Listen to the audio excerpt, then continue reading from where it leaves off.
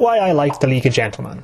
The League of Gentlemen is a four-way group of British comedy writers and performers who first met in late 1994 and consist of Jeremy Dyson, Mark Gatiss, Steve Pemberton and Ray Shearsmith. Originally starting as a stage show, they took their name from a title of a Jack Hawkins movie, and thus The League of Gentlemen were born. Over the next few years, performing on stages all across the country, the group picked up numerous and highly critical awards and soon made the leap to the TV screen. A total of 3 series of The League of Gentlemen were produced for the BBC, with the first airing in 1999, the second in 2000, with a Christmas special broadcast that same year, and then a third in 2002. This was followed by a film, The League of Gentlemen's Apocalypse, which was released in 2005. Not wanting to forget their roots and contain themselves to the TV studio, the League also embarked on 2 live stage shows during the series run. The first, The League of Gentlemen Live, was performed in 2002, and the second, The League of Gentlemen Are Behind You, was performed in 2005. Set in the fictional town of Royston Vasey, the League actors, Gatiss, Pemberton and Shearsmith, played pretty much all the characters of the town, be they male or female or both. The show was as much about horror as it is about humour, with killer shopkeepers, abusive restart officers, cross-dressing, genetically confused taxi drivers, and a truly bizarre circus master. Hello, Dave!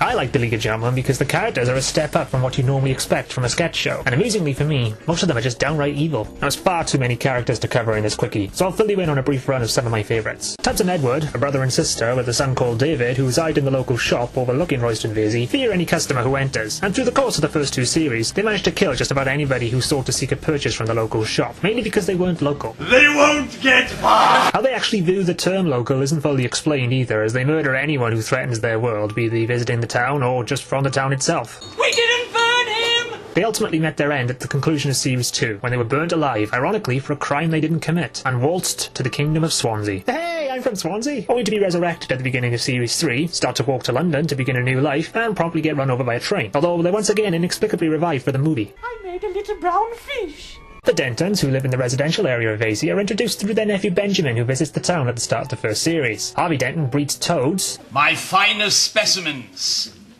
Sonny and Cher. And together with his wife Val, have 2 children, Chloe and Radcliffe. The Dentons run a strict household, which means no masturbation. In this house, we don't masturbate. A new day, and they also drink their own urine in the morning. One of the more interesting characters was Pauline, who works at the job centre as a restart officer. She loves her job, but hates the people she works with, Peace out! and fears they'll all run off and get jobs, leaving her unemployed. I'd be sat here next to Mr. Waddylove, stinking of shit! As the 3 series progressed, Pauline probably had the biggest growth and character arc. She started as a villain, You can shout out as many jobs as you like, Ross. You're never gonna bloody get one, you worthless dull scum. and through the series run, she evolved into a sympathetic character and eventually found happiness with the local vicar. And finally, possibly the League's most infamous creation comes in the form of Papa Lazarou. Inspired by a landlord Pemberton and Shearsmith used to have, and played with unabolished glee by Shearsmith, Lazarou appeared in the first episode of the second series and gained such a following that he was brought back for a cameo at the end of the Xmas special, before taking on a bigger appearance in the final episode of Series 3. The character is a total freak who runs a circus, collects women so he can put them into his animals, and christens them all Dave. Dave.